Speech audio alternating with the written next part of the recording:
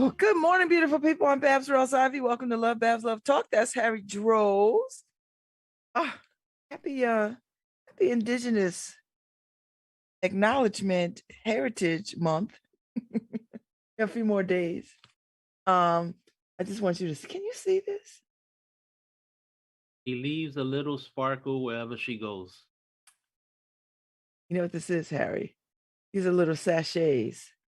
You know, you put in your drawers and you put wherever you want a little scent. You know what I mean? Yep. Yeah, it's not for consumption because you know they got to tell you on the back, don't eat this. Keep out of reach of children. Don't let your pets get it. You know, you have to tell people, Harry, because they'll just think, oh, I can eat this. No, you can't. Don't do it. Like Pop Rocks. Yeah. or those Tide colorful pods. Tide Pods. People want to eat them. I'm like, what? Isn't there enough candy in the candy store without eating Tide? How was your weekend? How was the season of Thanksgiving? It went well. Was there some doubt? You said it with a little bit of doubt. Like, I'm surprised. Oh no, it's just that it wasn't in my house for the first time, and oh, that's right. How's your daughter? She's standing. She was like, I'm not doing this again. But no, it went really well. A lot of food. My favorite was the banana pudding cake. Banana pudding cake. Yeah, banana pudding cake. Lord Harry, did you make that or somebody brought that? No, I was gonna say my daughter's friend, but she's like the daughter, so you know, she made it. She's in culinary school, so she made a banana pudding cake. Was it delicious, Harry? It was freaking delicious. It was freaking delicious. And after I took the first bite, I went and I declared a good portion of the cake mine.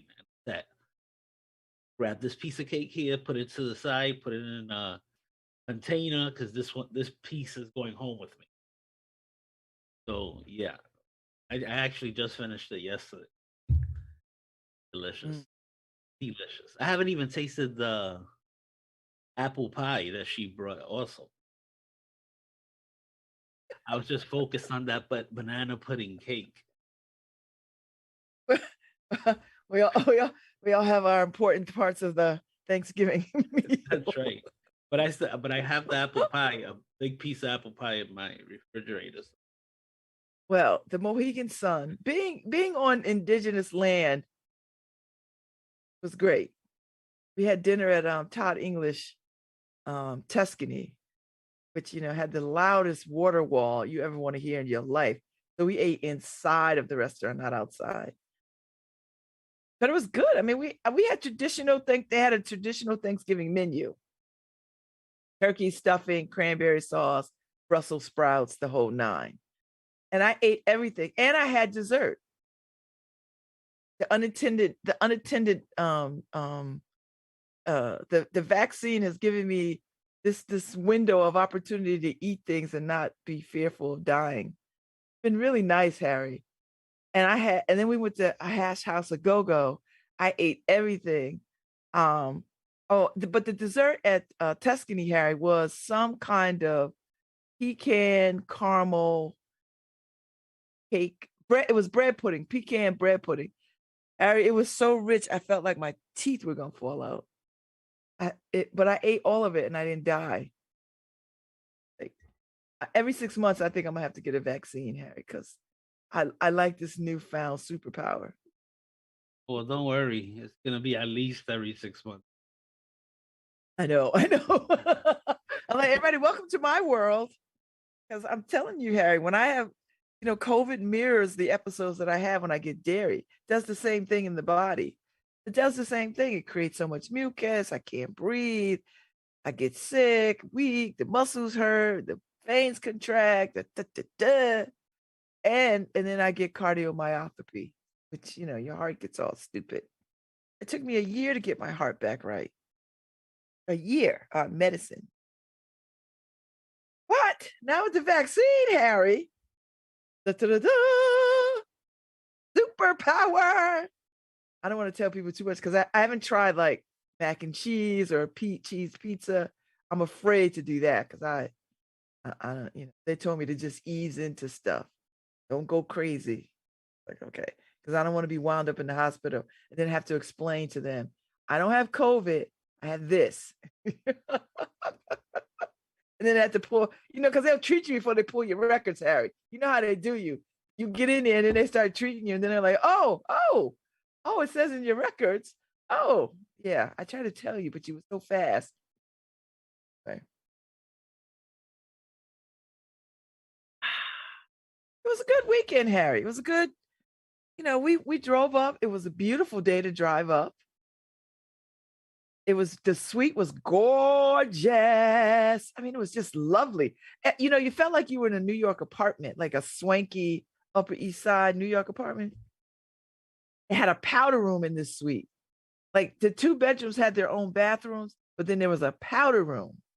Never been in a hotel in a suite where they had a powder room. So if you had guests, they wouldn't be in your living space and they wouldn't be in your private space. Really nice. Beautiful appointed bathroom. The views of the river were stunning. We took pictures. We ate good. We walked around. We shopped. I had a Sephora gift card for my birthday. Because God knows when I'll ever find another Sephora. So I went and I shopped for a little stuff. For a little something. It was really nice. And then we went to Lush. Bought some more shower body things. Great. Nice. Ife and Markeisha went to the pool. It was rampant with children and their drunk ass parents. Harry, they had a pool and then there's a bar by the pool. So guess where the parents were? Here, kid, get in the water. I'm going over here to have a margarita or mojito or whatever the hell you have. It's like that though in most places. Whenever we go on vacation, that's why it's almost always like that. Or the parents are in some corner getting all their drinks. Yeah. And the kids are all. I ain't mad at them. I don't trust parents who don't drink. Well, I mean, I trust you, Harry, because you don't drink, but don't worry, because I'm the one who would save your child. So that's right. Somebody's got to do the saving. Don't depend on me though. I'll throw a ring out there. Listen, kid, get the ring. Oh, harsh, terrible. It's all right. I got up this morning, Harry. I was prepared. I got up. I read a little bit because I'm reading 400 Years. So I'm reading that. And I got up. I made some coffee. I read a little bit. I was going to journal, but I didn't have a journal handy. Well, the journal that I have, I don't really want to use that one. I'm going to find another one and put it by the bed so I could go back to journaling in the morning before I get out of bed. I used to love to do that. It gave me a sense of calmness.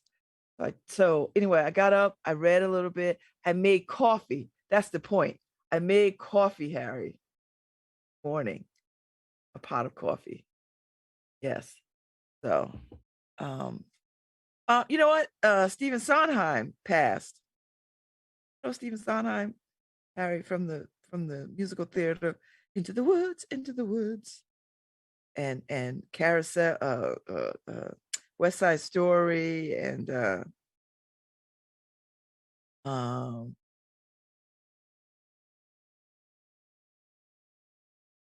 all the things, all the company,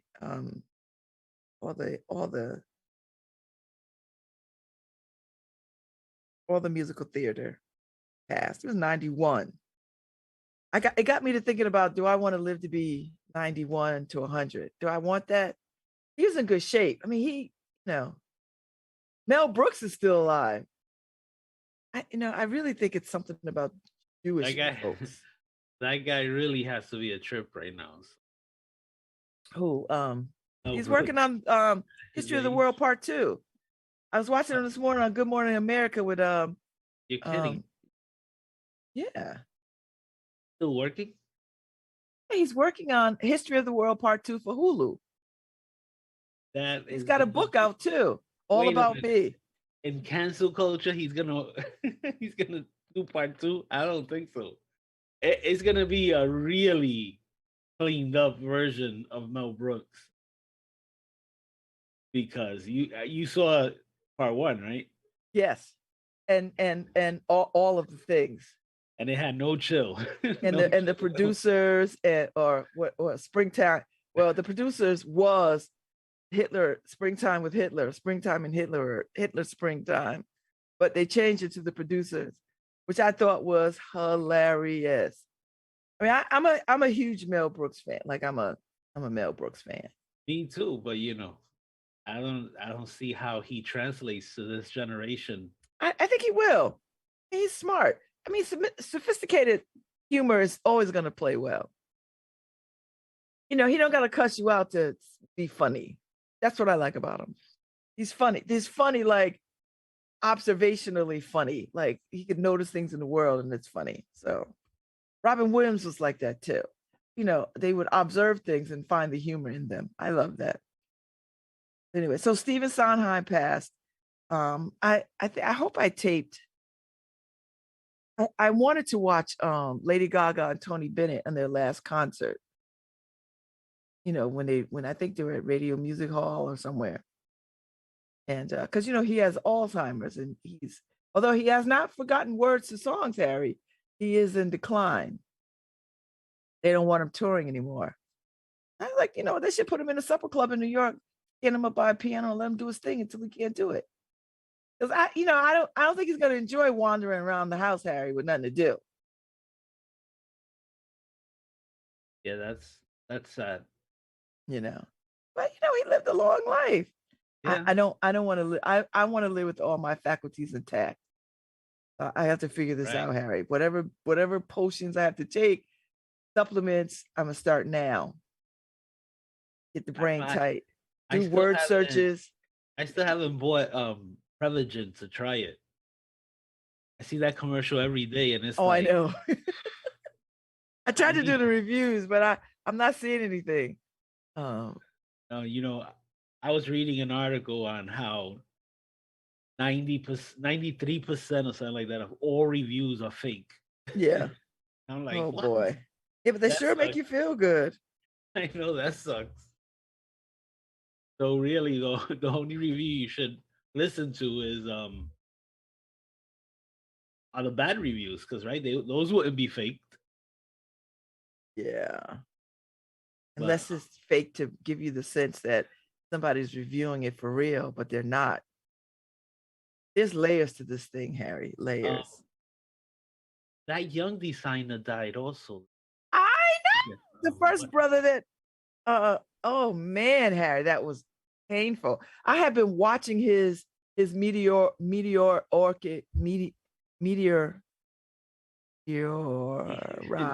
Meteoric. Meteoric. You're like Karen. She messes up a word, and now I don't even know how to say it. Meteoric rise. And he was quite fashionable. Like I just loved his style. I followed him from the very beginning. So when I saw that he died, I was like, are you talking about the right guy? He was 41. But he was fighting cancer for a good while. Yeah, 41. Artistic director of Louis Vuitton menswear, as well as a founder of his own brand, Off-White. Yeah. That's messed. 41. We don't have a lot of time, Harry. You know what I mean? We don't have a lot. We just don't. So to waste it is just wasteful. I think that's probably why I like to trip the light fantastic. You know what I mean? I think that's why I try to suck in everything. Not to exhaustion. I don't run to exhaustion. But if I had a choice to sit home or go hear live music, I'm choosing live music. You know, if I have a choice to go hang out with my friends in a fancy restaurant, I'm choosing that. Yeah, his wife put a quote out of his. He said, "The way he lived was everything I do is for the 17-year-old version of myself." Oh, we should all we I should know. all have that. Ah, oh my God, Harry, we should all have that as our driving force. Just saying. Now, if there's opportunity for me to drink champagne in a slipper, I'm doing it. Now, I'm not bungee jumping off anything, Harry. I'm not rock climbing the Himalayas. I'm not doing any of that kind of like that kind of stuff. That to me, that's just flirting with the death that I'm not interested in, and I'm not. I am a Taurus. I'm a creature of habit and comfort. Just saying. So, but anyway, shout out to all the people who got through Thanksgiving under difficult circumstances. You know, maybe people are separated from their family, their loved ones, maybe they've lost people. You know, we sometimes we have to remember that people are under a great deal of stress and just acknowledge that, right? That people are feeling some kind of way. So that's all I'm saying. But I had a good time. It was great to be with my friends. We always travel well together. Um, great. My friend Ann Mazzaro lost her husband weekend, Michael. So my heart goes out to her. I talked to her several times this weekend. You know, he was sick. He was sick for quite some time. But I don't think she expected him to go this quickly, but asked. And service is going to be December 6th here in New Haven. They live in Wilmington now. Service is going to be a high mass. I just wanted to acknowledge that, say that, my dear, dear friend. And, just talking to her several times this weekend, I mean, her heart is really broken. But, life is here death is here to remind us that life is livable. So, yeah. So, as you know what I like to say, Harry, sorrows and celebration exist on the same page. We have the capacity for all of it. All of it. At any given time. Any given time. That's rough, right? That's rough. We have the capacity for all of it. You hear all the time how God doesn't give you more than you could handle. And it's like, man, I don't want to be able to handle anything. I'm always telling God, stop. No more. No mas, no mas. It's like, how much more can I handle? No, don't ask that. Don't. That's the Right. that's You're right. That's the conjuring. Don't ask. Just say, done. That's like saying Beetlejuice 3 times.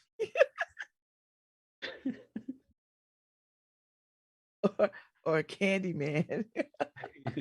That's another one I don't fool with either. I don't mess around with the trickery, Harry.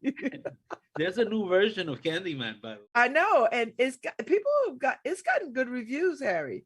I haven't seen it. I'm not going to see it because scary things are just not my jam. I don't like to be on the edge of my seat, biting my nails, stressing my body, stressed the hell out. I mean, Get Out was about as far as I was willing to go.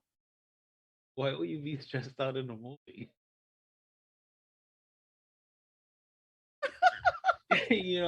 I remember. Oh yeah, make me look crazy. Like Daisy. We were discussing this week and how Daisy loves Annabelle and Chucky. She has her own little Chuck. I mean, not a little Chucky doll, but Chucky doll's almost her size, and he looks like a demon, right? And she carries it around. And I was thinking because I remember when I first sat down with my daughter to watch a scary movie, and we thought, "Oh, this is really gonna be scary," and because we sat down and watched The Shining with my daughter. She must have been like 7, 8 years old, and I remember first watching it with Karen, and Karen was shaking, right? And for me, scary movies are the beginning of a joke. So, Mhm. watching Karen shake, I kind of found it funny, but I got to be her support and everything. But when I watched it with my daughter, and the little kid starts going, you know, with his finger, hey, yeah, my Red rum, yeah, my daughter started murder cracking up. backwards. Yeah, my daughter started cracking up, laughing, and I knew to myself, "Oh my god, I found my spirit Mhm. animal here," because she found it as funny as I did. So the whole movie we watched it cracking jokes. My daughter, 7, 8 year old, and my wife got upset because now we messed up the movie for her. Now The Shining was no longer scary, So Oh, and now I was thinking, where does Daisy get this from? But uh, she gets it uh, from her her mother grandfather. and me, right? Because That wasn't Daisy hard. That wasn't a hard one. because Daisy finds it hilarious, the scary movies. It's like she doesn't think they're coming after her. She just thinks it's funny. I don't think they're coming after me either, Harry. I don't know what it is. I just don't like to be scared. Listen, Harry, I get in the ocean, I still hear the Jaws music. You know what I mean? Like I'm still one of those people. Like I hear Yeah. the music, and I was like, all right, it's time for me to get out because I'm my anxiety is rising to the level of panic. Let me get out of here. Yeah. I mean, the only movie that ever scared me like that was Exorcist. Yeah. And it's And still the kind of Omen, I scary. thought the Omen was pretty scary too. And I read the book. I read the Omen because there's a bunch of them, and I read them. Yeah. There was a moment I was reading scary books, Harry, and then I think I read one. I think I read a Dean Koontz book, like 2 or 3 books in, and then that cured me because it scared me so bad I couldn't. I And couldn't. Bella actually likes reading scary books, but she won't watch a movie. Oh, So it's weird. She doesn't want to visualize. She doesn't want to connect it. He said, I was like, but don't you in your imagination, doesn't it scare you reading? yeah. She's like, yeah, but I know it's fake because it's in a book. It's just, I'm like, but it's fake. It's in a movie. She doesn't know. I just don't want to. Yeah, I just don't want to see it. You can. I feel her on that. I don't. Although I did like Carrie. Remember Carrie? Yeah, yeah. That didn't. I wasn't terrified of that. Carrie was fine, but those Friday the 13th, I don't like that whole come chase you mess. I don't like any of that. So Friday the So, 13th, Nightmare on Elm Street. Oh my God, that scared the crap out of yeah. me. The first one. Jason ain't chasing you, by the way. He's speed walking. Yeah, I know. I know, right, Harry? I'm like, why can't you get away from him? He's just walking. I know. And it's more menacing if they're walking, Harry. You know what I mean? Like I know you're running full speed and he's walking and he's still he's behind walking, you. he still catches you. I'm like, I just want, you know what I want? I want somebody to just turn around and just fight. That's what I have to do, Harry. I was like, you know what? These teenagers ain't running. I don't have to turn around. We have to duke it out. Let That's me what tell I you say. though. At my age and my mobility level, they ain't no running. Mm-mm. It's facing. That's how I feel, Harry. There's no running. You just got to get it in. Like, listen, Yeah. we're gonna do this thing right here. You want to dance? We're gonna dance right now. You have to Yeah. kill me because if you don't, I'm gonna get you. So I tell you what, I did watch over when I got back in town. I watched Halle Berry's movie Bruce. I loved it, Harry. I didn't see it, but Oh, it's so good. was it? Yes. did a good job. She trained for 2 years for that. You would see it too. Yeah, I yeah. I She I couldn't train for that role because the minute I got hit, Harry, I'm mad. well, I was reading an article on it, and they were saying that she told the real MMA fighters, don't, don't fake it. Hit me. And they did. Woo! Yeah, it needs to look real. I think she got her ribs broken or some Yeah, old mess. yeah, yeah. She broke That's her too ribs. far for a role. I'd be like, oh, stunt, stunt. I know. That's why I'm not doing that kind of work. 'Cause the minute I got hit, Harry, oh, it's on. I'm mad. I am literally mad. I'm like, oh my God, what? I'm picking up a chair, I'm throwing an iron, whatever. So, but it was good. I loved it. Andrew watched it over the weekend too. He texted me like, ooh, no. It's good, Harry. You got to see it. I think you'll dig it. I mean, I know people who have some feelings about the beautiful Halle Berry in these kinds of roles, but I thought she was quite believable and credible. She really was. She was gritty. I liked it.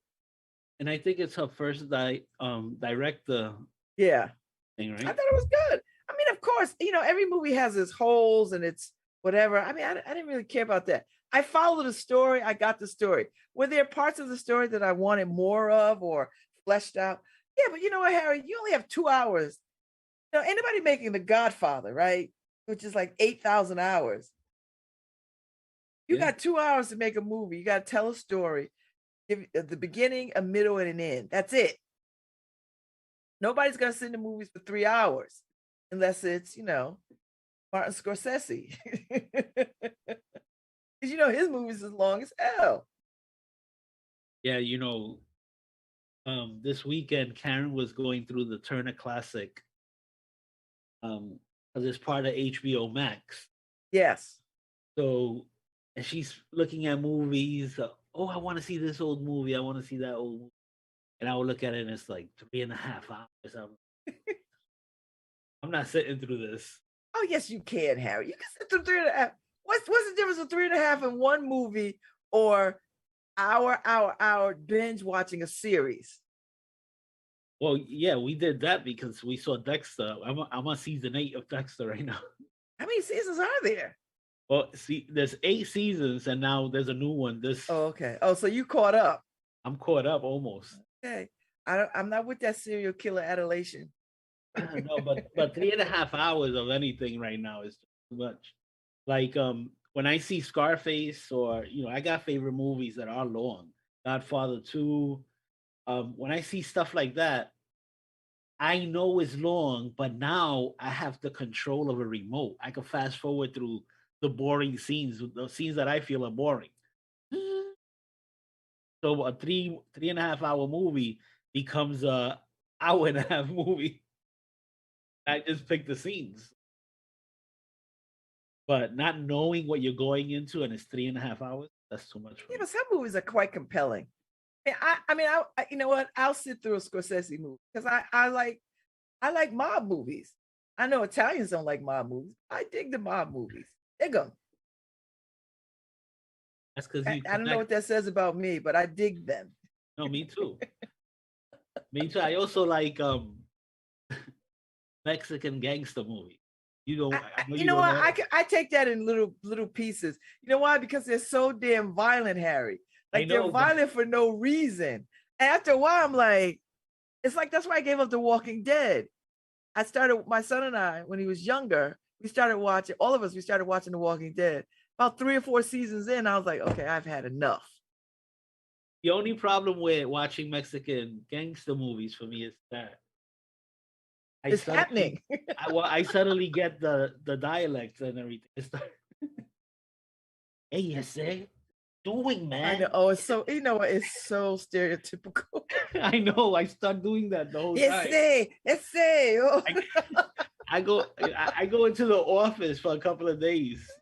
I'm Mexican.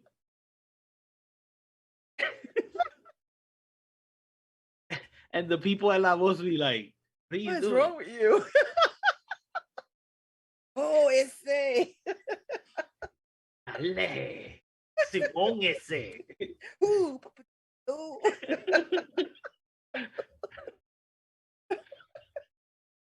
The Mexican gang's gonna come for us now. We got No, everybody coming for us. yeah, no. I'm good. I'm cleared. I'm 1% Mexican in my Oh, DNA. oh, I don't. I'm gonna claim some, even if it's 0.5%. I'm claiming some, Harry. I You, gotta claim some of it. you could claim it through me, right? Hey, Yes, Harry's Mexican. He's joking around that's about it. right. That's it. That's it. I'm going with that. That is too. I'm telling you, too much. Oh my God, Lord have mercy. Don't let me get stopped today. Don't let no Mexicans run up on me for this foolishness today. That's all right. And then I watched Tick Tick Boom, the Jonathan Larson story, right? Um, he created Rent. Took him so long to create Rent, and then he died opening night or something. But it was so good to have that kind of focus. Yeah, Jonathan Larson. He's an aspiring composer. Um, and just shows you how he was just thinking he might have made the wrong career choice. Because all his friends are moving on and they're doing other things, they abandoned their dreams. He didn't want to abandon his dream, and uh, you know, it was good. I really enjoyed it. It's a testament to trusting what you believe in the face of everybody else is making different decisions because you know grow up or whatever. A lot of Sondheim references. No, but it was good. It was good. It was really, really good. I that was my thing. I watched two good movies this weekend, and a lot of romance movies. Hallmark, Lifetime, Christmas. La la la la la la la la. Yeah, So, I started seeing movies this weekend, and I went 20 minutes in. I'll be like, no, I'm not going. I would just go back to Dexter. oh So I my God. kind of hooked right now on Dexter, and now I'm on book 2 of Dexter.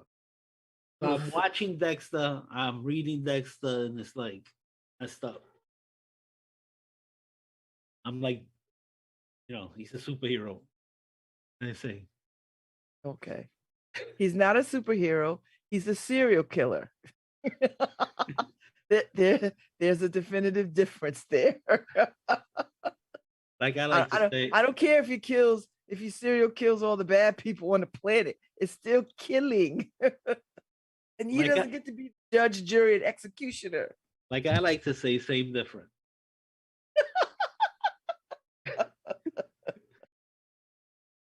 I'm looking forward to seeing uh Denzel Washington in Lady Macbeth.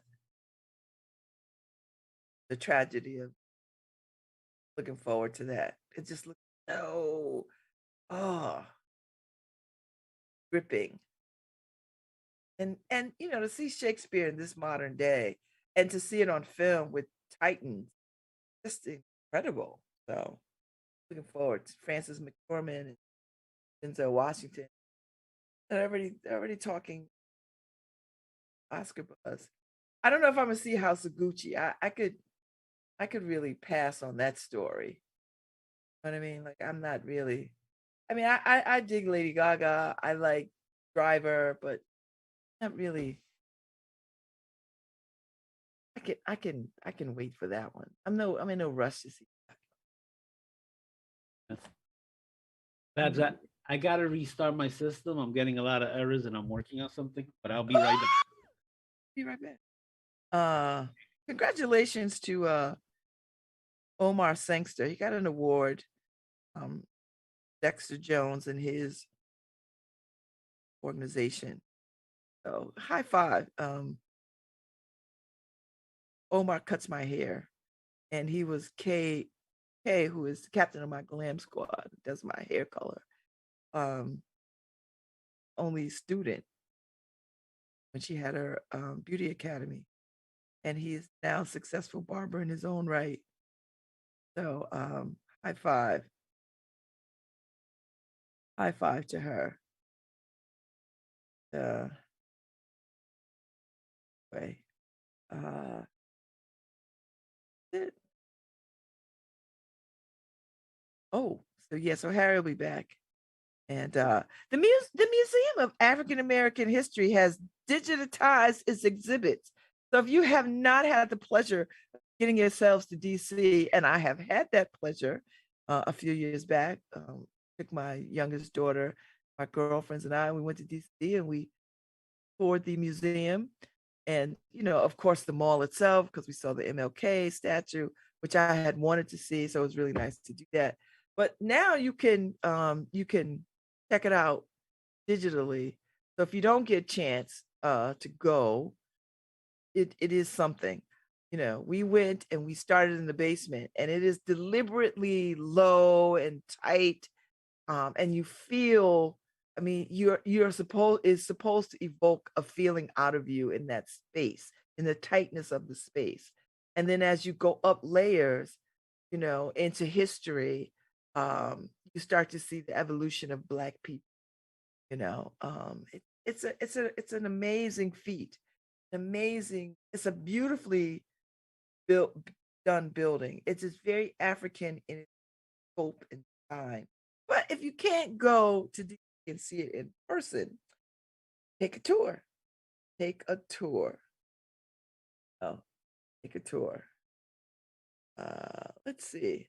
Uh, let's see. Oh, I didn't see this. Lynn Manuel Miranda, Joss Groban, and Sarah Bareilles honored Stephen Sondheim this at a Sunday performance in Times Square.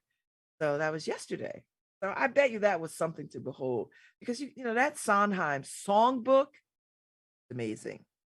It is some of the best songs ever put to paper.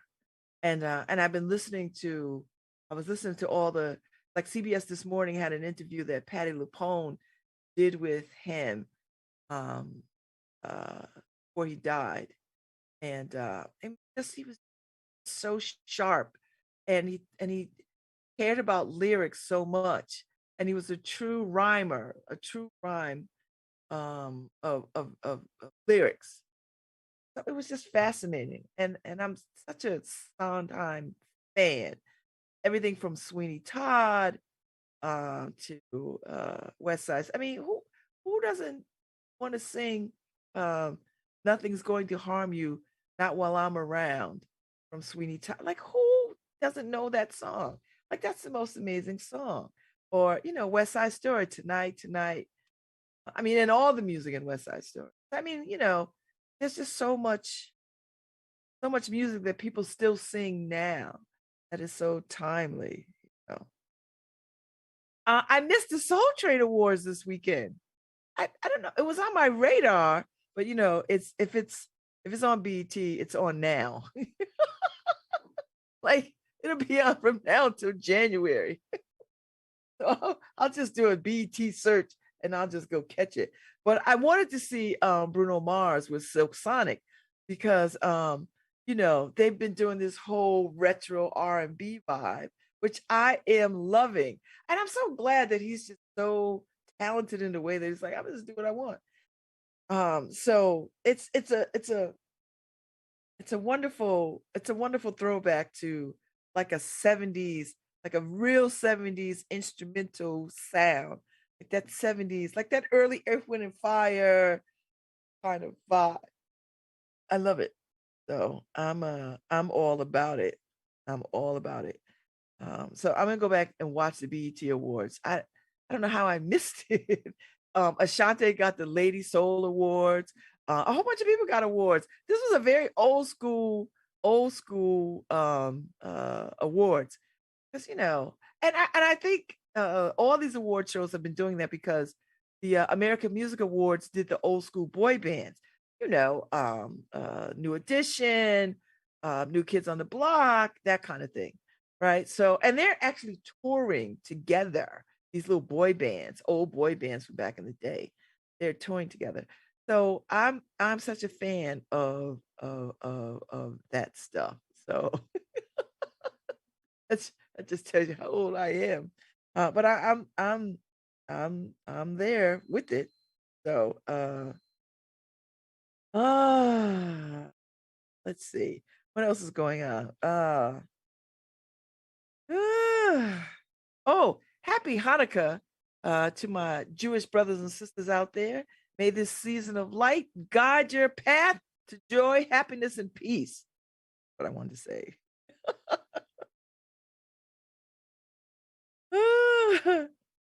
Oh my gosh. I am gonna go see King Richard uh Wednesday, I think.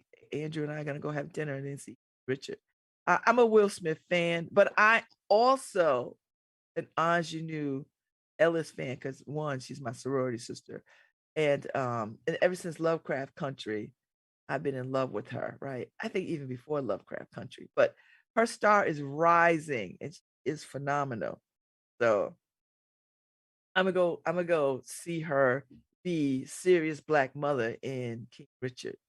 Yeah, so Harry and I were talking about Virgil Abloh, who uh who passed away weekend. He was the men's designer head lead for Louis Vuitton. He was 41 years old. His star was so bright. I told you I've been following him along from the beginning, and to somebody to be so young, so prolific, and have such leave such a footprint on the fashion industry, which is no easy feat for white folks, let alone a brother, is a thing of uh, amazing. So he had cancer, and it's a rare kind of cancer. But he hung in there as long as he could, and yeah, he leaves a wife and some kids. So, but anyway, his star was bright, and his imprint on fashion will be long heralded as one of these stories of legend. That's what I want to say. That his rise is the stuff that dreams are made of and legends are formed. So, oh, there you go. I've not watched Insecure. Markeisha had me watch. I watched, I think, the first 3 seasons. They just got on my nerves so much. But I think what I'm gonna do, because now this show is ending and there's no more shows after this, I will go back and catch up the shows because I just want to see. And I'm a Issa Rae fan. I just don't like that show. But I don't like the show because these young people get on my nerves. But that's okay because it's about time that we get to see shows of black folks in its we see these millennial black folks.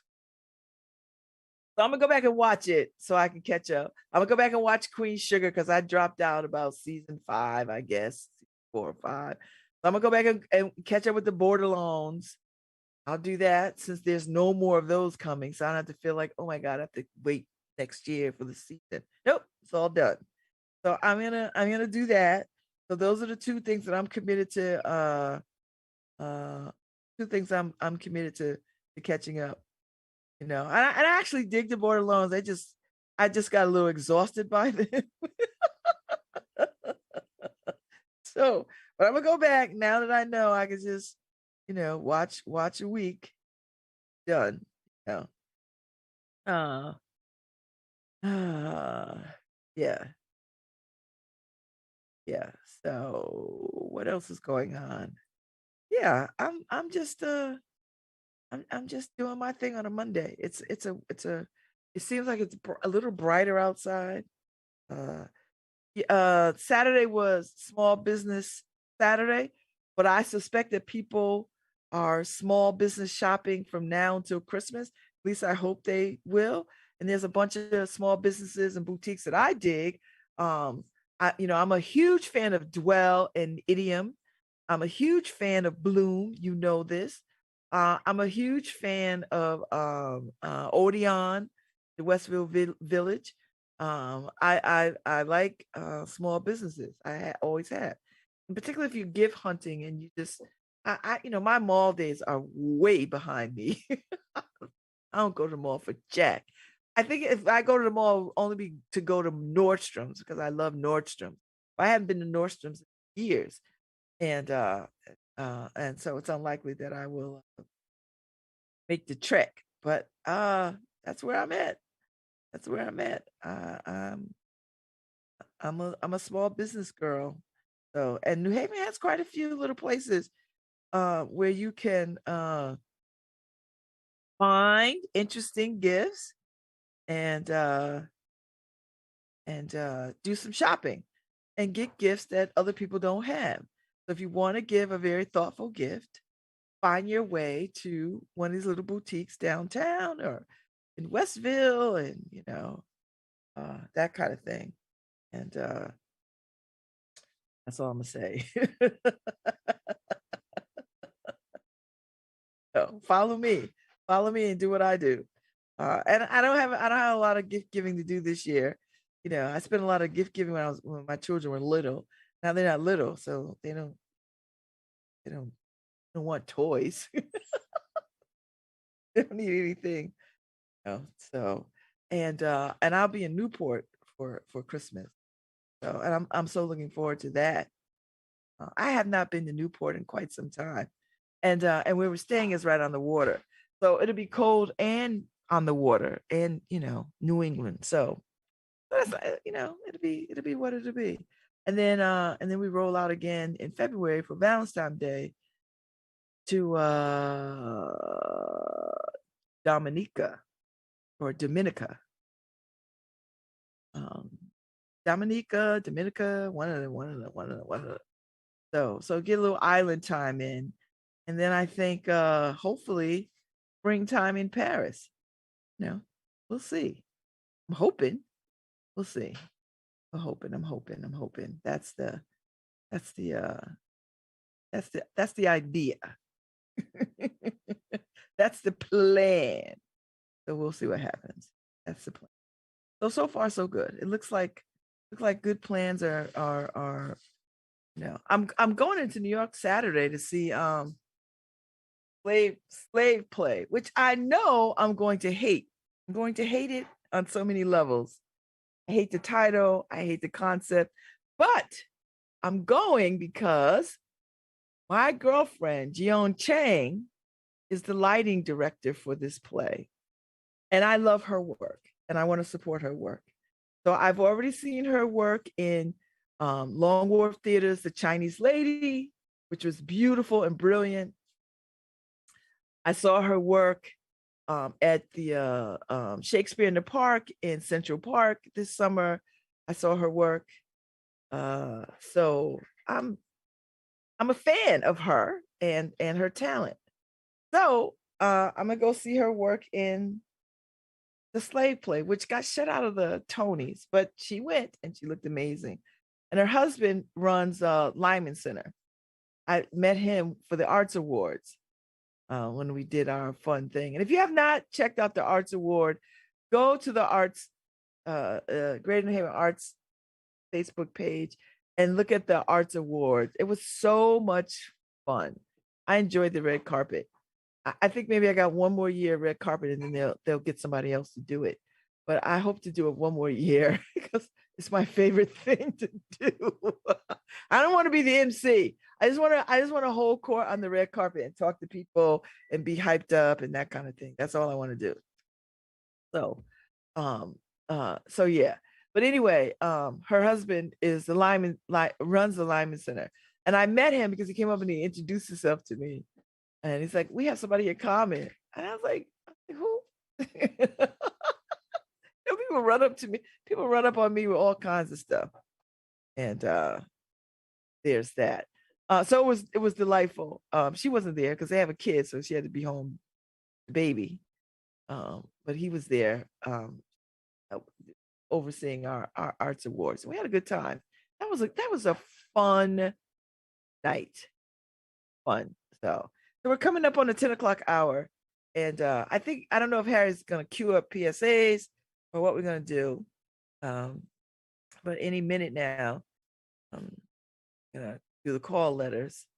and then probably some PSAs because COVID is still very rampant. And now that, we're going through the Greek alphabet, so now we're up to Omicron. So, and then people need to get vaccinated, and now people need to get boosted. Get boosted because the vaccine wears off 6 or 7 months.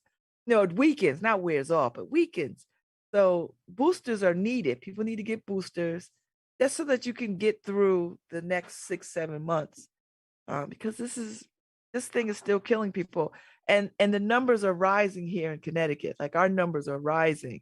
We're having more people die in the hospital, more people going to the hospital. So there are some things that we need to do. And Connecticut is one of the states that's at the top of the list of spread. We were one of the first states to immunize more people, but for whatever reasons, we don't have everybody vaccinated. So the virus is spreading, and our numbers are up, particularly here in New Haven. So we've got some more work to do. People need to get boosted, because I'm gonna tell you something. You don't want to get this. You don't want to be intubated. You don't want to be on a ventilator. And everybody's like, "Oh, I'm healthy." No, you're not. This virus is an equal opportunity killer. It is a killer. It does not care of how healthy you think you are. It is a killer, and it will come for you. And even if you don't get sick, you could be carrying it and spreading it to other people. So just, people get vaccinated. Think about your fellow humans. If you're vaccinated, get your booster. If you're not vaccinated, get vaccinated. You can walk into any place these days and get vaccinated. And as I age, I am acutely aware of how fragile my body is. Acutely aware. So I'm gonna have my shingle shot. I'm gonna have my tetanus shot. I'm gonna have all the things because I like to live long and prosperous. So anyway, so I don't know if Harry queued up the call letters and the PSA. And once that happens, I'm gonna give me some more coffee. Some more coffee that I made. I got up this morning, made some coffee. I got to grind some more beans, and I've got some Colombian beans, and I got some Jamaican beans. So I'm gonna grind those over the next couple of days and put them in the freezer so I can have some. So, thing. So Harry, are we doing the call letters? What are we doing? Hi.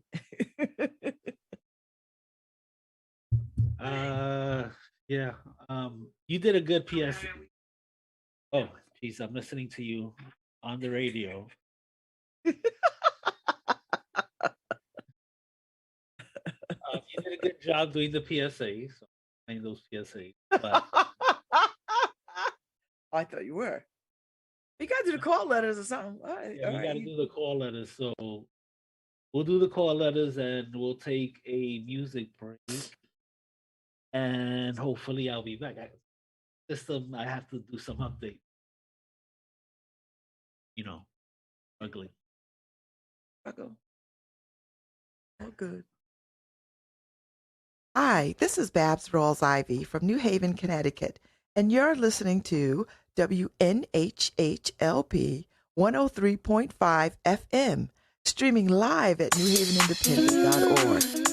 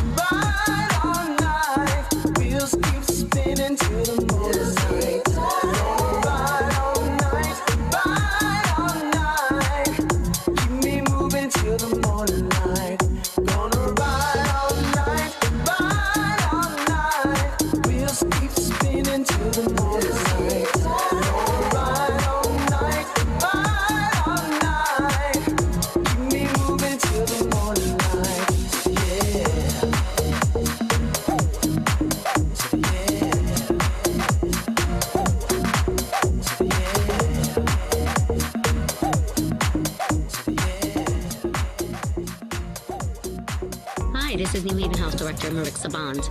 Do you want your life back? Get vaccinated. I did. Got questions about the vaccines? Did you know that there's a place you can go and get the answers and the facts about the vax? Check it out, then you decide. New Haven, get the facts. It's free and it's your choice. To get the facts, or to find a vaccination center near you, visit covid19.newhavenct.gov. Again, covid19.newhaven.ct.gov. Stay safe.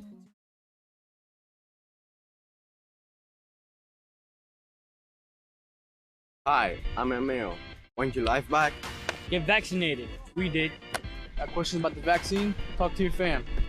And fill your drinks. To get back to life, get the vax. It's free and it's your choice. To get the facts or two, find a vaccine center near you. Visit bit.ly/NHV-COVIDFacts. That's bit.ly/NHV-COVIDFacts.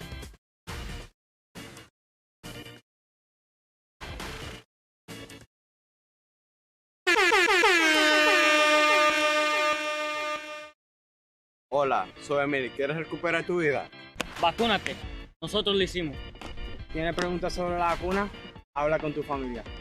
Oye, usa tu máscara. Yo lo hago. Para recuperar tu vida, vacúnate. Es gratis y es tu elección. Para obtener información sobre la vacuna o para encontrar un centro de vacunas cerca de ti, ve a bit.ly/NHV-COVIDFacts.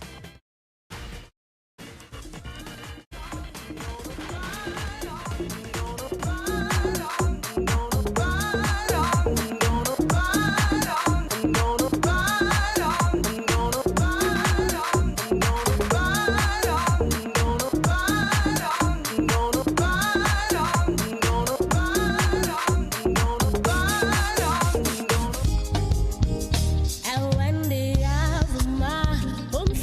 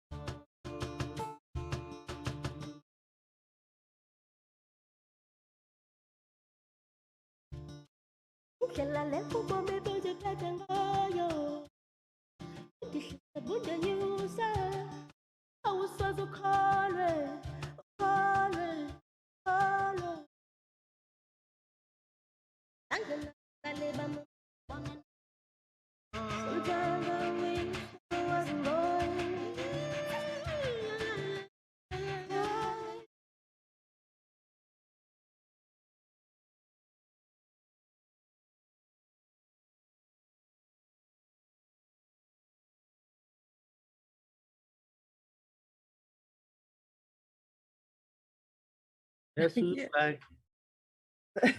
Listen, Back I was again. sitting here. Oh, let me just say this too, Harry. It is the season of Advent. So we are in the season of Advent on the waiting of Christ. I just wanted to put that out there. I shouted out the Hanukkah, happy Hanukkah, but Advent, which is perhaps one of my favorite times in the liturgical calendar. Advent is my favorite time. So I love this time. Christmas is my favorite time of year. You know, I get all hyped up. Yeah. It's Same. pretty good. It's pretty good. I like it too. I like to see the kids happy and, you know, joyous and but and the spirit of hope, right? Yes. Yes. You know, you see people who are usually miserable, for some reason, be of cheer this time of season. Yep. So, I you don't know, love, hope, peace, and joy. Or hope, love, joy, and peace. That's like the candle. Up into the I like to call it the season of faking it until you make it. That's what people try to do. They put on the happy face. But I guess, well, I'm not with the fake it part, but I do believe in behaving your way into whatever it is you want or need. Behave that way. Behave your way into what matters or what is important to you. So if this is the season of hope and love, behave as if you are in love. Behave your way into joy, behave your way into peace, behave your way. That's what I know. I think people don't want to get cold to They the don't- tree. They don't Yes. get cold. Yeah, cold. Who's bringing cold, Harry? Santa. You're not gonna tell me there's not a Santa. Oh no, I'm with you with the Santa thing, Harry. Listen. How am I gonna not? I'm gonna rock with Godzilla and not have Santa. What? That's right. That's right. I'm down with the Santa story, and I love that there's all these international Santas, all kinds of Santas. Finally, malls are putting Black Santas in and Asian Santas, right? Because Santa, kids don't care. Kids like that Santa. Yeah, He could be purple Santa. They don't care. It's like, oh, Santa. There's a Santa for all of us, right? Because you have. How often do you see rich Santa go to a poor neighborhood? You don't see it, right? Poor Santa comes and he gives you. I don't know what poor Santa. Yeah, because poor Santa gives you the type of gifts that your family could afford, right? And then middle class Santa shows up. He never brings like when you see on those commercials, there's a Lexus tied up in a bow. Santa never brings that to a middle class family, right? So that's rich Santa. So there's a Harry, Santa for all of them. You have lost your mind. I'm saying I'm not going with class division Santa. I'm not going with that Santa, Harry. There's one Santa to each who to their making, but I'm not going with that Santa. And who's to say poor people want a Lexus? That's an assumption. I don't want a Lexus. You know why I don't want a Lexus? Because I don't want to pay the taxes on that joker. Doesn't mean I can't get one, I don't want to pay the taxes on it or the upkeep. And I have more important things than a Lexus. Not because I'm poor, but because that's just not the thing that I would want. That's true. I saw that when you remember when they used to do the build a house on, I forgot what the name of the show was, but ABC had this show where they would build a house for a family, and a lot of those families ended up having to sell it because they couldn't afford it after. Yeah. So yeah, that's why I'm saying. So Santa's the same way. Santa wants to make sure the gifts he gives you are within your means.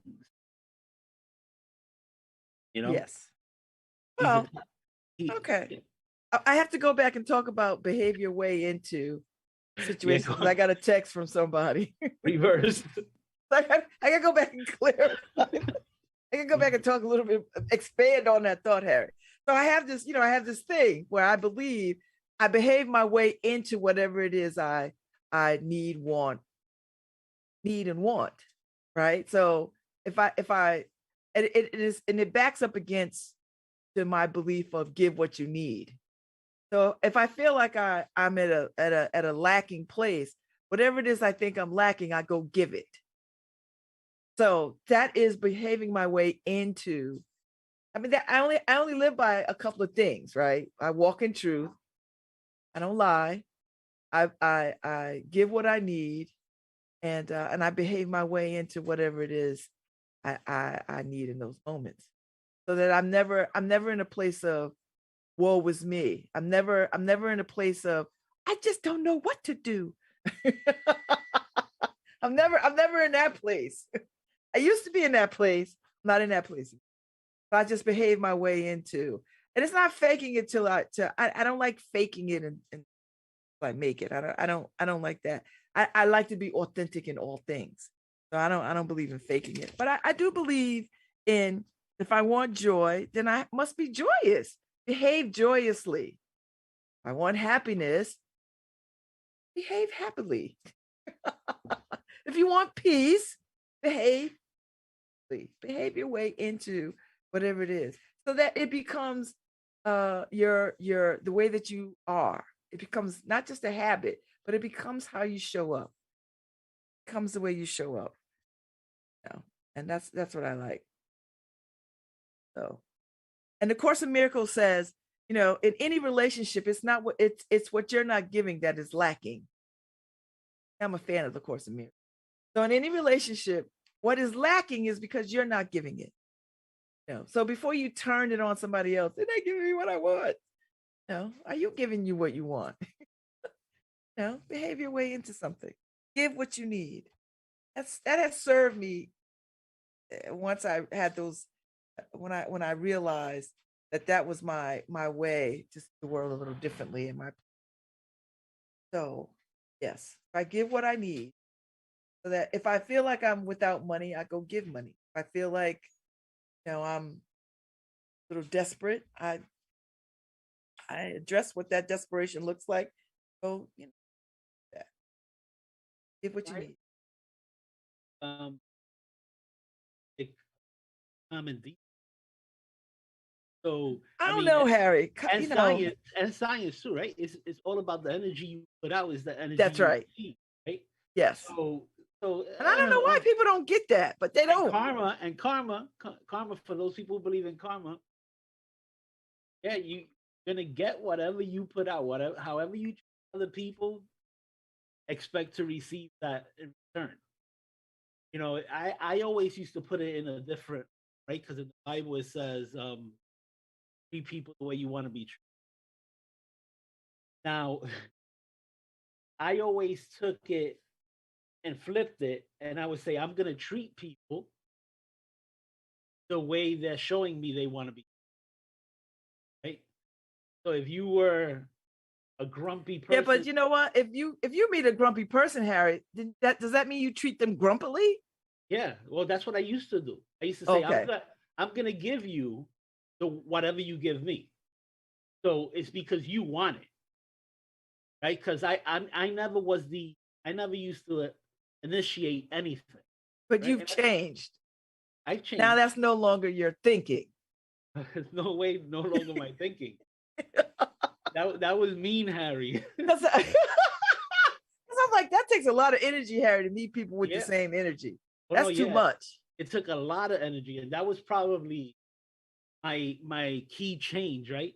And I don't know if it was laziness or enlightenment, right? So, because I did realize being mean took a lot of energy, took a lot more energy than being calm. So, I don't know if I just said, "Oh, I'm tired of being mean," and I said, I'm tired of being lazy." Or was it enlightenment? Huh, I need to be better. I think it's enlightenment. Laziness. Or I'm going. laziness. I'm gonna take a enlightenment, Alex, for 2000. I know. Look, it's like in my relationship, right? At the beginning of my relationship, I was the most jealous person in the world, and then I didn't allow Karen to breathe. When the oxygen in the room went out, and I walked in, and there was something that I perceived I should be jealous about. So, and then I realized, wow, I'm crazy. Let me fix this. Not only am I crazy, but wow, I'm exhausted at the end of the Yes. day. It's exhausting, Harry, to try to put somebody under your thumb. Emotionally exhausted. I mean, bent and raw. How was I good for anybody? Even how was I good for myself? I wasn't good for anybody. So that's what I'm saying.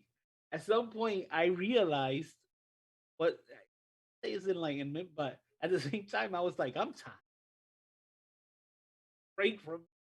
I tell you what, I watched. I'm not so much a TikTok fan, but I've been watching these little videos of these test of wills with these relationships where people are like the whatever the significant other is will roll up on their significant others like, give me your phone and your password. And when I first saw it, I was like, I'm not understanding any of this. Like what is happening here? And I guess, Harry, that's some mark of commitment or trust to hand over your cell phone and the code to your significant other so they could go through it. And I remember when I was married, I never used to lock my phone.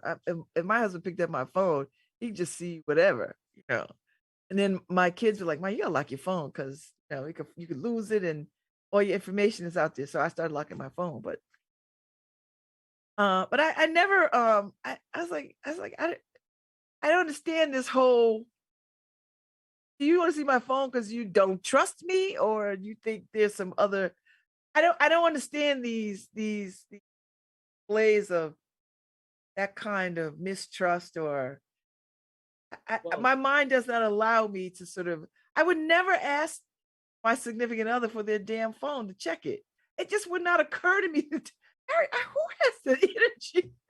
Well, let me tell you, it's a lot of energy, but do it. I know people do it. I've seen a whole bunch of videos with this, and people get mad and upset and arguing, and I'm thinking, what the hell? It's not about not trusting the other person. I mean, I realized it probably a couple of years late. For Karen. I mean, I feel sorry for having to deal with me. But the people who are doing that, it's not that they don't trust that they trust themselves. They're insecure. They're everything.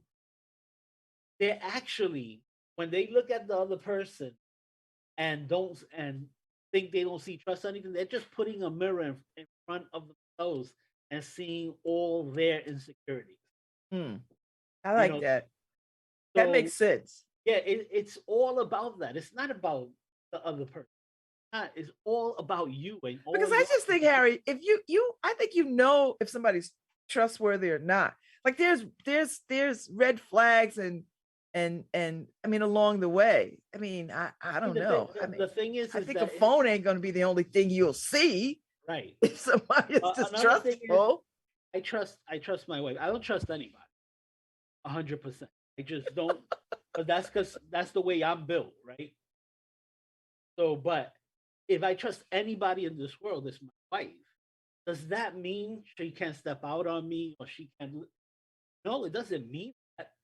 But that's beyond my control, and me searching her stuff and doing this is not gonna stop it from happening. Right. That's how You I know? feel, Harry. Yeah, so I, it's, I don't have the energy for it. I watch video after video of this, and I'm thinking to myself, what is going on here? It's like a Right. simple conversation, a simple. I don't understand this whole. I think Yeah. you're right. I don't think it's about any of that. I think it's somebody's insecurity about.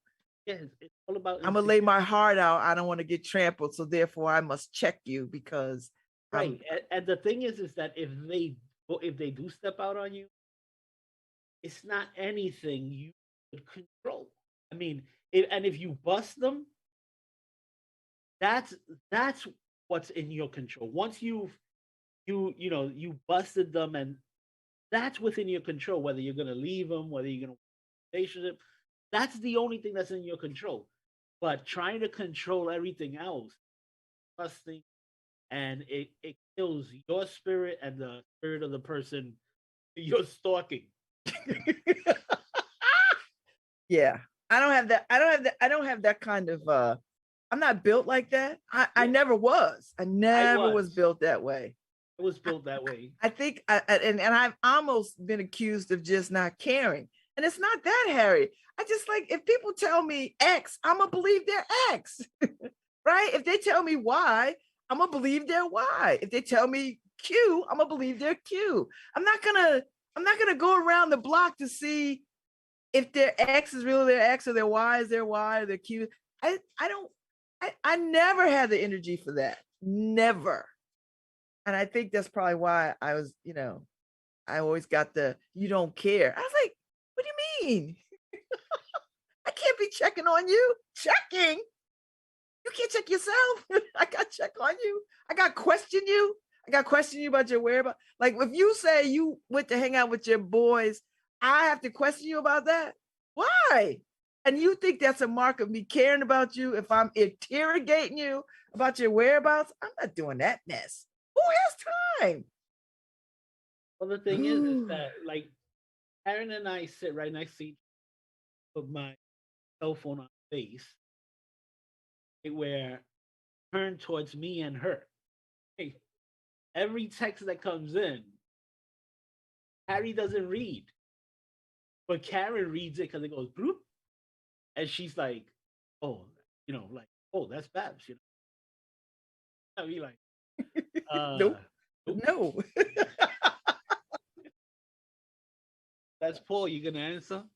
Because I get the preview of the message. It gives me like the first 4 lines or 2 lines of your message, so I know whether it's important or not. Nope. Especially like yesterday, Joe Ugly called Oh, on a Sunday afternoon. And she's like, is there a problem with that? she muted the TV and she's like, "You're not gonna pick it up? Call me tomorrow." Like, I'm like, so, but I'm saying nothing in my phone is secret and everything, and she doesn't go through. Oh, of course she doesn't. Right in front of us. I think when you have that, Harry, that there is some insecurity. There's a great deal of insecurity there, and I don't, and if you're with somebody that you have to monitor, you have to ask yourself, why are you with that person? If you feel, like what is that about? And it might not be about that person, Harry. It might be 2 or 3 relationships ago. You know what I mean? Like where somebody cheated on you or walked out on you. Usually about you. Yeah. That's why I'm saying. But now, if you have a history with the person, that's a totally different. Yeah, that's a whole different. That's a whole other different psychosis. Yeah, that's a totally different thing. And you should probably suspect the person and all. because But if they've you're shown me if you're suspecting somebody, that's a good I would go so far as to say that that's I not disagree. person for you. I disagree with that.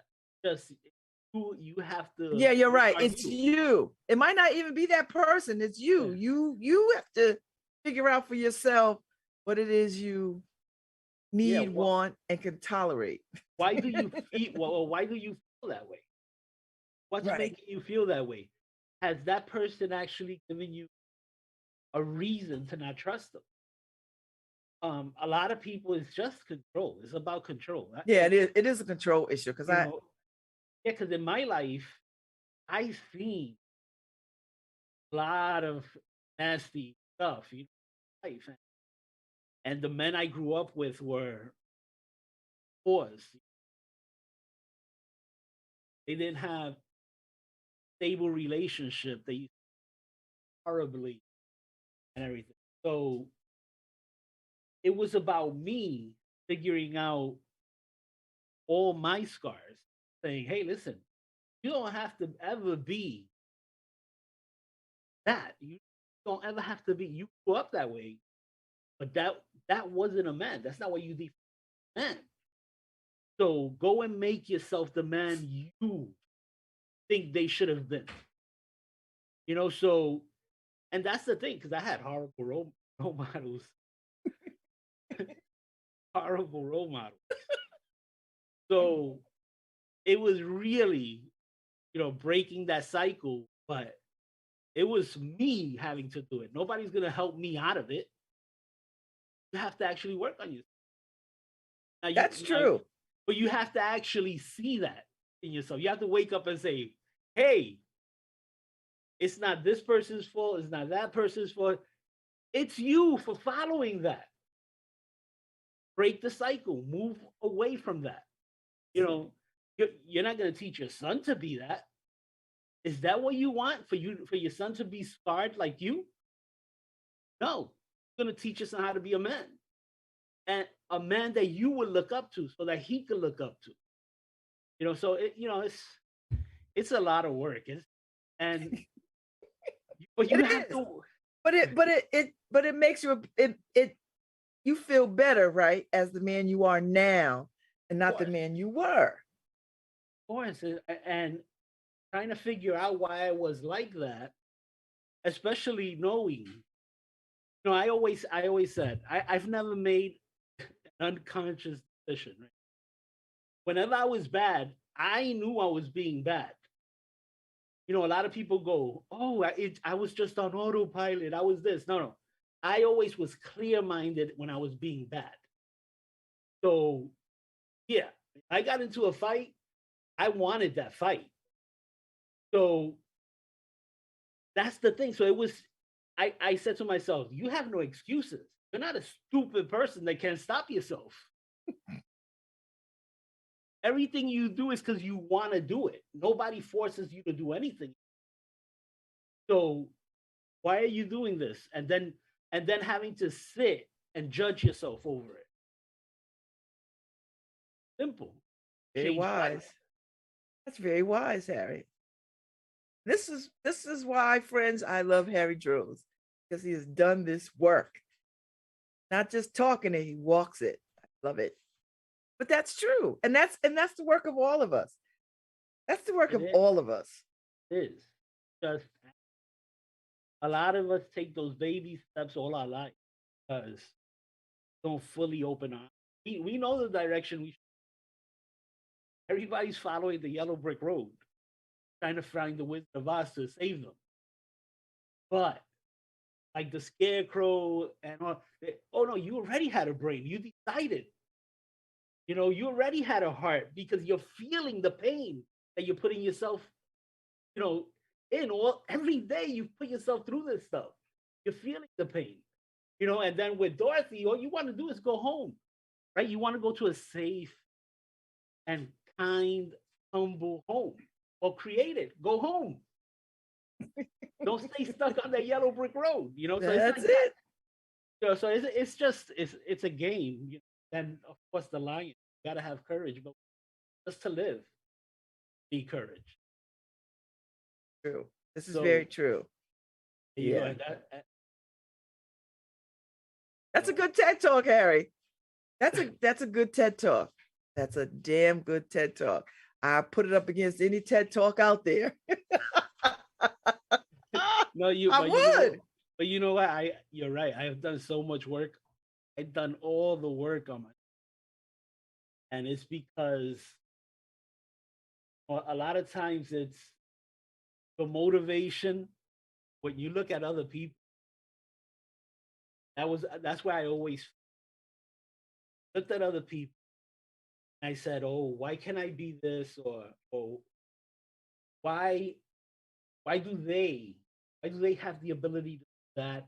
But and it was always just it's like just literally something I told Karen all the way through it. Literally looking at a movie and hoping you were in the movie when you're literally in the movie. Right?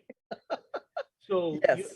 you're there and you're sitting at the movie theater, not realizing that you're part of the movie. And the only way for you to have that happy ending is to build your character up to be the hero in the movie. You know, and a lot of us just sit there and watch it. Because basically, the movie is your life. Watch your life right before your eyes, and you're going, man, why this? Why that? Why this? Instead of getting up and building your own character, that's super. Exactly. I love that. That is so good, Harry. I love that. Because I am the superhero in my own movie. I get You it. have to be. You have to be. Mhm. You have to be because it's always watching somebody else's life, expecting your life to change. Gets you nowhere. Like drinking poison and hoping somebody else dies. Don't So, do it. This is your life. Get in it. Get in it. Get in it. And you know what? You know what else drives me mad? And I used to do this too. Well, when I X, I will do this. When I lose weight, when I get a job, when I have more money, when I and that's just a put off. Do you know what I mean? Like that's a delay. well, right, but that's me. I'm the great procrastinator.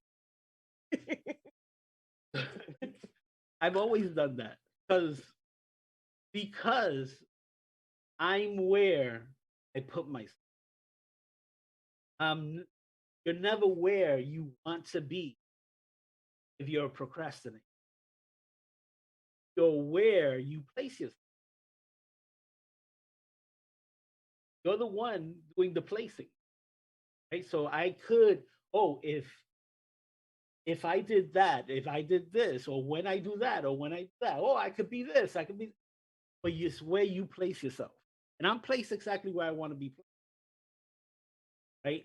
And I stopped lying to myself about that when or if I decided, okay, this is where I'm placing, I have to be satisfied with that placement, or I have to change.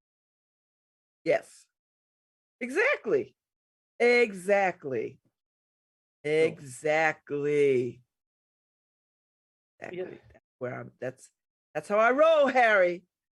That's how I roll. yeah, you know, I was having this conversation at Thanksgiving with my brother-in-law, Uh-oh. Oh, how'd that go? and he Did he was, hear you? oh no, my brother-in-law is a good guy, but we were talking about our lives and church, um, because I always say church saved my life. So, when I decided to be born again, like is when I decided to steps aside where my life was going. Mhm. Which I have friends in jail, dead, because of the lives we were. Um, so when I decide to exit, start making the exit, a long. Yeah, oh, I just exited, and oh, it took a long process. But we were talking about those steps, and everything. And it's funny because he was basically taking notes too, because he was like, I'm gonna tune in every day. He can get a bit. He can get some of this every day.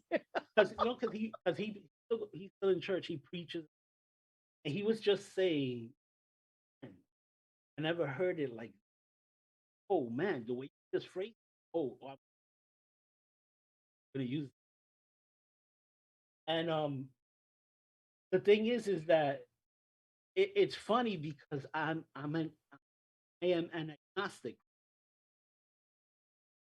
but fully engulfed in the Christian. Try to live my life and not mess with my focus when it being a good husband and grandfather. So when I look at my life, what worked for me? What worked for me? Christianity. Christianity worked for me. Helped me get focused out. Of course, then I found a lot of like Christian, but to ever, go against Christianity and tell people not to follow or not to same. It stays me. Why would I do that to somebody else? So I have another brother-in-law who's an atheist who goes really hard against Christians and basically all over their parade. And I'm always telling him, what's wrong with you? The person you are, he's an atheist now, but he all grew up in the church. And I hate it because I judge myself so hard. I'll never stop judging yourself now. Right? Like behave your way into a different existence. Like stop it. So it's just like so weird the way people go about it. Feel the same way, right? That we're away from the church, but he's angry at the church for doing something that helped him. He'll say to this day, yeah, of course. And I wasn't Christian. Start there. Right. And that it doesn't mean you got to go to church every Sunday. It just means you take what you need. Take what you need and leave the rest by the side of the road. You don't have to do any of that. You don't have to go to church at all. No, just take what you need from the foundation of things and apply it to wherever it needs to apply. You don't have to take the whole package. Right. And when I'm having conversations with him, or when we do a group text and we're talking about, hey, do you have this Christian book that we used to read? Or, hey, do you have that album of that group that we used to listen to when we were in church? He's one of them participating in that conversation. But he hates it. And it's like, come on, hate. The monkey on his back is anger. And I don't know, how can you live that long with it? I got rid of it as soon as I could. I was like, eject. I can't fly the skies of anger all my life. Well, I mean, Harry, it might be some deep-rooted thing that happened to him that he has not shared. Yeah. As a result of that. And, everybody has that come to Jesus moments. Those moments where, or the dark night of the soul, as we like to say in spiritual direction. You have these moments where, he's got to get to the truth of his anger. You got to get to the truth of that. But what is that for you? Maybe he can't talk about it just yet, but maybe he got to talk about it with himself, though. You got to get to the heart of it. Yeah. For him, it's come to Bob. Because we all have these dark night of the soul. It's like, okay, all right, let's rise. Come on now, rise. Whatever it is you're dealing with, whatever you think you're carrying, you can put it down. Put it down on the altar of the community, and y'all are his community. So y'all have created a safe space. So that's the altar. put your burdens there, and you know, and nobody's got to like judge you or tell you what to do. But sometimes in just putting your burden down is the thing to do. You know what I mean? Like maybe that is the first step. Like, you know what? This is what it is. Let me put it down. See how much lighter you feel in your life. Lighter. That's the thing, right? Because he has this group of friends that how often do you have friends that have been friends with 45 years? And that's what I mean. You guys are tried and trusted. Yeah. It's like, so y'all ain't new. Right. He's able to spill his soul to us, and he does, but then he just doesn't let it go. That's the hard part, letting go. I mean, like he's, you know, sometimes Harry, people can't let stuff go because they don't know who they are if they do.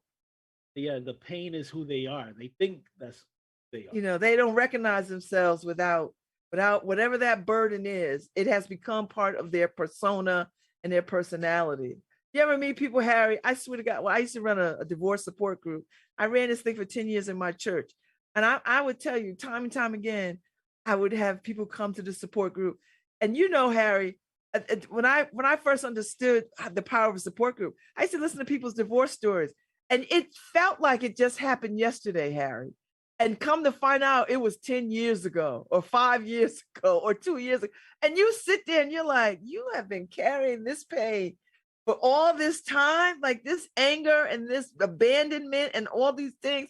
And it has prevented you from living your life fully because you are stuck in a story that serves you on some level, but it doesn't serve you enough to grow you out of whatever this pain is. And I would be stunned by the people. I remember this woman told a story. Her husband treated her bad, married some other chick. It was 10, he on wife number 4. She was wife number 1. And you would have thought, Harry, they got divorced yesterday.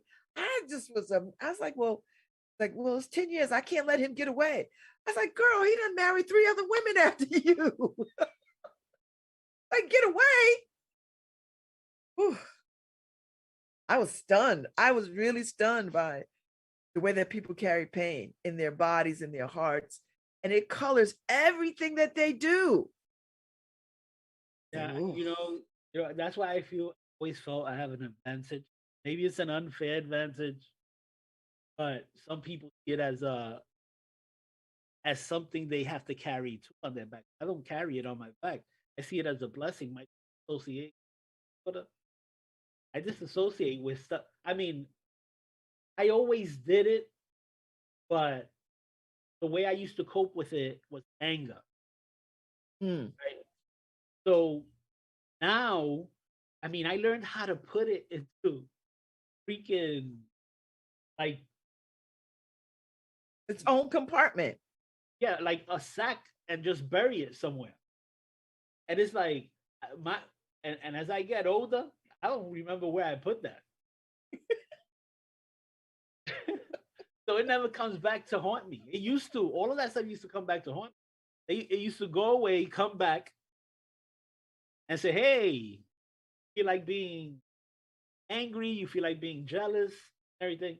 And I used to always have to be like, that's not me. I'm not gonna do it. Yeah, I'm not doing it. And I would have to talk myself into no. But now those things never show up anymore. That's right, because you behaved in such a way that it is no longer needed.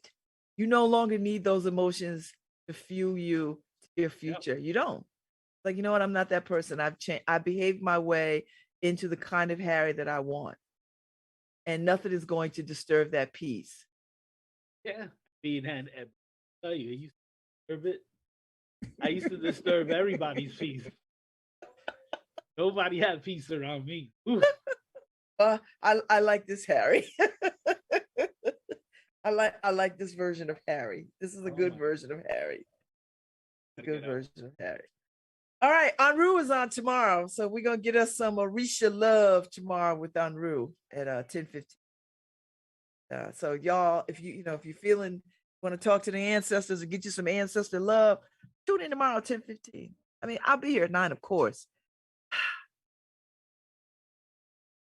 vaccine, and yeah, prepare yourself for that Wu-Da. Woos- 10:50 hour. Whew. You could exhale. Yes. Get your week right. So we'll see y'all. Yeah, we gotta get out. We gotta go. Thanks, Gary Winfield, Senator. Oh.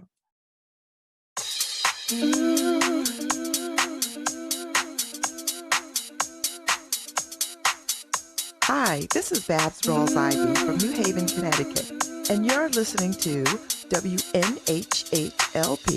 103.5 FM, streaming live at newhavenindiana.org.